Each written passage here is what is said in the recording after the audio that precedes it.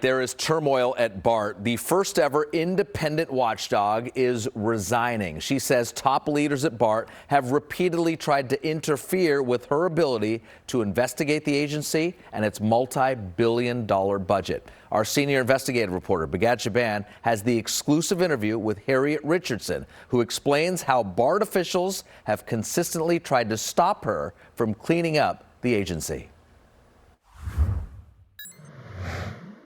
Harriet Richardson has reached the end of the line as BART's Inspector General. I am trying to be as professional as I can, but it's a challenge. And so now you're resigning? Correct. There's a point where you say enough is enough. Nearly 4 years ago, she was appointed by the governor to serve as the official watchdog over BART and its $2.4 billion budget.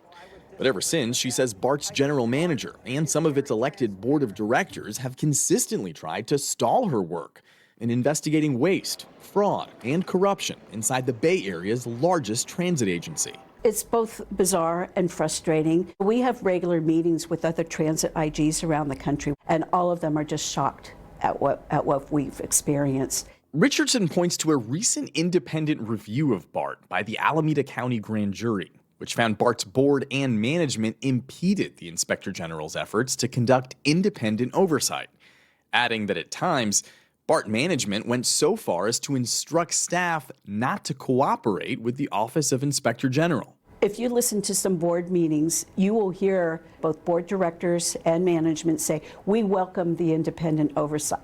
That's what they say publicly. But when I'm trying to do the work, their actions don't match their words.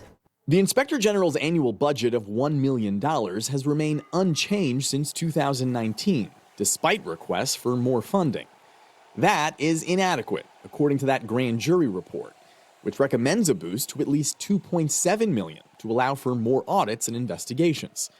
Currently, the Inspector General's office at BART has a staff of just 3 people. By comparison, LA Metro has 21, DC Metro 48.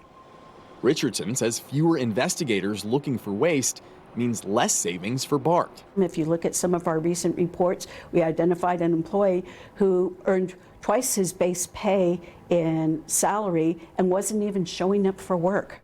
During her first year on the job, Richardson provided BART's general manager with a roadmap of topics she planned to investigate, but says that list was returned to her with some unusual feedback. The red column was just, that's off limits to you. It's not within your purview, even though it is in our purview. Our mandate does not limit what we can look at.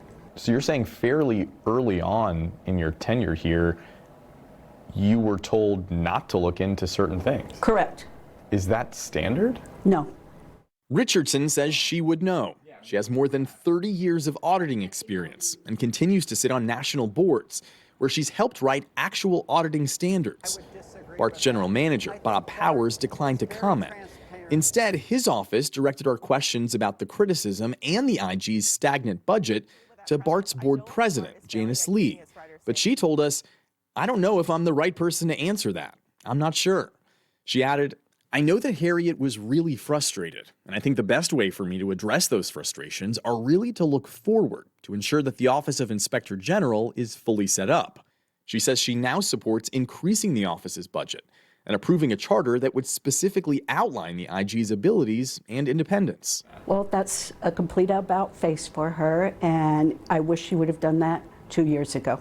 Richardson says Lee has been one of the loudest opponents of her work, while she says directors Deborah Allen, Liz Ames, and John McPartland have been her biggest supporters. But a possible lack of oversight isn't BART's only problem. Female was attacked with a hammer and she's bleeding from the head at this point. Concerns over crime and COVID brought ridership to a near halt, and the agency still hasn't fully recovered. To explore all things BART, we launched an investigative streaming series showcasing the good, weird, and dangerous. Next stop, 10-car train. It's called Derailed, and as part of our investigation, we spent more than a year riding BART through all hours of the day and night, interviewing passengers and questioning top transit officials to find out how a once world-class transportation system got, well, derailed. It kind of highlighted some of the challenges that BART faces that people speak up about that they would like to see fixed. Richardson will officially step down as IG next week, leaving BART's directors responsible for compiling a list of potential replacements. It will then be up to the governor to decide who comes on board.